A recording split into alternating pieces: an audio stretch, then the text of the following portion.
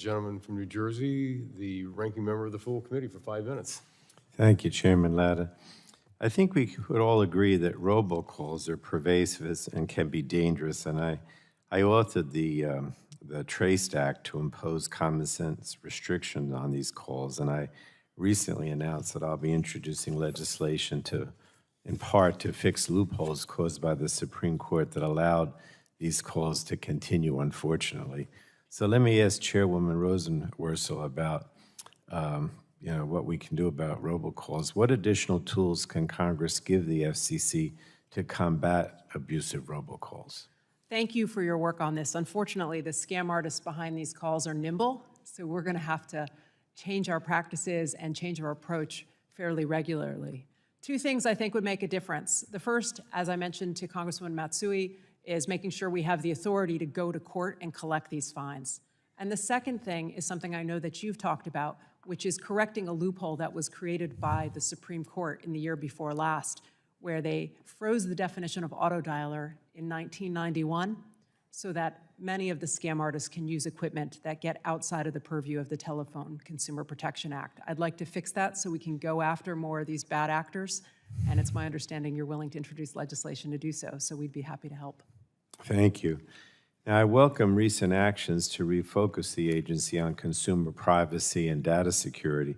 This committee has, on a bipartisan basis, been working aggressively to enact a privacy bill, but in the absence of a national standard, it's important that agencies like the FCC are stepping up to protect consumers' data. The committee is also currently investigating the shady world of data brokers, and I repeatedly pushed then-Chairman Pai to act in 2019 after reports exposed the sale of extremely sensitive wireless location data to bad actors like bounty hunters. The FCC existing rules prevent the sale of this data in most situations, and I was encouraged when the Commission finally took bipartisan action, yet I'm troubled that efforts to finalize these enforcement actions have remained pending for nearly a year. So can I ask each of you, beginning with the Chairwoman, and just say yes or no, have you voted to approve the pending forfeiture orders? Yes. Commissioner Carr?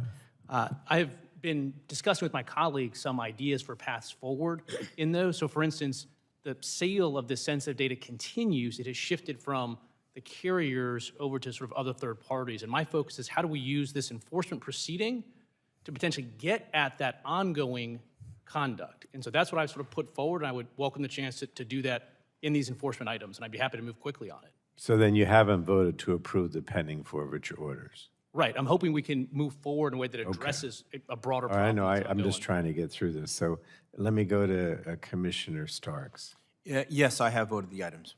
And Commissioner, I can't even read. Oh, Symington, I'm sorry. That's fine. Like Commissioner Carr, I remain troubled by the movement of the data brokers into GPS pings instead of CPNI, and I have not yet voted on these items. Okay, thank you. And let me go back to the Chairwoman. Can you talk more about the sensitivity of precise location data and why it's so important for the Commission to confirm these orders as soon as possible? Yeah, our geolocation data is a record of who we are. It's where we go and everything we do. And at the FCC, we have the gold standard. We tell carriers they cannot sell that data to anyone. That was a policy adopted during the last administration. And to the carriers who violated it, I just want to be able to hold them to account. That's why I'd appreciate my colleagues voting on the enforcement action that I've put before them. All right.